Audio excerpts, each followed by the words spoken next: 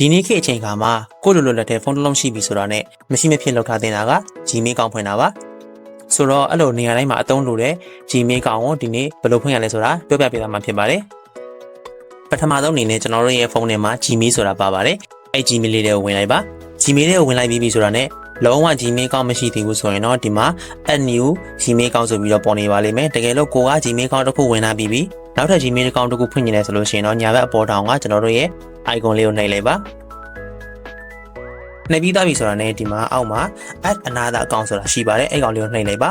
နှိပ်ပြီးသွားရင်ဒီမှာ Google ဆိုတာလေးပေါ်ပါတယ်အပေါ်ဆုံးမှာပါအဲ့ကောင်လေးကိုနှိပ်လိုက်ပါ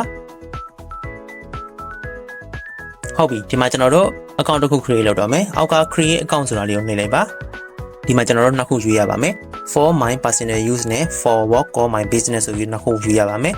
for my personal use ကကျွန်တော်တို့ကိုယ်ပိုင်သုံးမှုအတွက်ပါအောက်က for work or my business ဆိုတာကကြတော့အလုပ်အတွက်သုံးမှုအတွက် Gmail ဖွင့်တာပါကျွန်တော်တို့ကကိုယ်ပိုင်သုံးမှာဖြစ်တဲ့အတွက်ကြောင့်မို့လို့ for my personal use ဆိုတာလေးကိုနှိပ်လိုက်ပါနှိပ်ပြီးသွားရင်ဆိုရင်တော့ဒီမှာ first name ရယ် surname ရယ်ဆိုပြီးတော့အခုပေါ်လာပါလိမ့်မယ် first name ကကျွန်တော်တို့ရဲ့နာမည်အစရေးလိုက်ပါအောက်က surname ရထည့်ကြည့်လိုက်ရပါတယ်မထည့်ကြည့်လိုက်ရပါတယ်ပြဿနာမရှိပါဘူးဒီမှာတော့ကျွန်တော်မထည့်တော့ပါဘူးပြီးတော့ဒီမှာကျွန်တော်တို့ရဲ့မွေးနေ့ကိုရေးရပါမယ်နေ့ရယ်လရယ်နှစ်ရယ်ပေါ့နော်ကိုယ့်ရဲ့မွေးနေ့ကိုရေးလိုက်ပါပြီးရင် channel လေးကိုရွေးလိုက်ပါရေးပြီးွားပြီဆိုလို့ရှိရင်တော့ next ကိုနှိပ်လိုက်ပါဒီမှာဆိုရင်ကျွန်တော်တို့ရဲ့ Gmail account နာမည်ကိုရေးရပါတော့မယ်ကိုမှတ်မိလွယ်မယ်ကိုအမြဲတမ်းသုံးမယ် Gmail user name ကိုရေးရပါမယ်ရေးပြီးွားပြီဆိုရင်တော့ next ကိုနှိပ်လိုက်ပါဒီမှာဆိုလို့ရှိရင်ကျွန်တော် John 123ဆိုတာကဒီ user name ရရှိပြီးသားမို့လို့ကျွန်တော်တို့လုပ်လို့မရပါဘူးရှိပြီးသားဆိုလို့ရှိရင်အခြားတစ်ခုပြောင်းပြီးတော့စဉ်းစားဖို့လိုအပ်ပါတယ် next ကိုနှိပ်လိုက်ပါ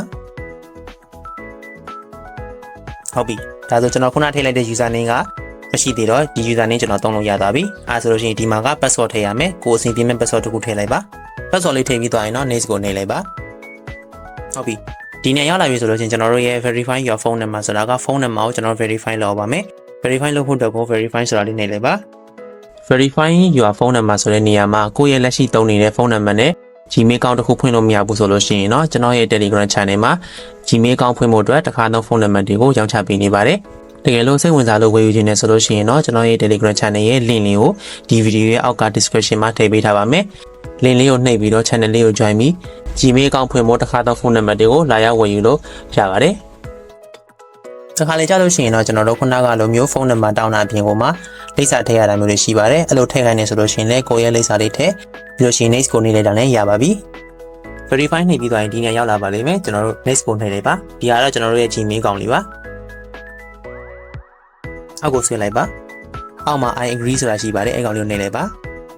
အခုဆိုလို့ရှိရင်တော့ကျွန်တော်တို့ရဲ့ Gmail ကောင်လေးအောင်မြင်စွာဖွင့်ပြီးသွားပါပြီဆိုတော့အားလုံးပဲအဆင်ပြေကြပါစေကျွန်တော်ရဲ့ domain knowledge telegram channel လေးမှာ YouTube တို့ TikTok တို့ဒီလိုမျိုး social media ပေါ်မှာတင်လို့မရတဲ့ resource တွေ file တွေ video တွေကို download လုပ်လို့ရအောင်ကျွန်တော် telegram channel လေးမှာတင်ပေးထားမှာဖြစ်တဲ့အတွက်ကြောင့်မို့လို့ကျွန်တော်ရဲ့ telegram channel လေးကို join ဖို့ဖိတ်ခေါ်ပါတယ်အားလုံးကိုကျေးဇူးတင်ပါတယ် see you guys next time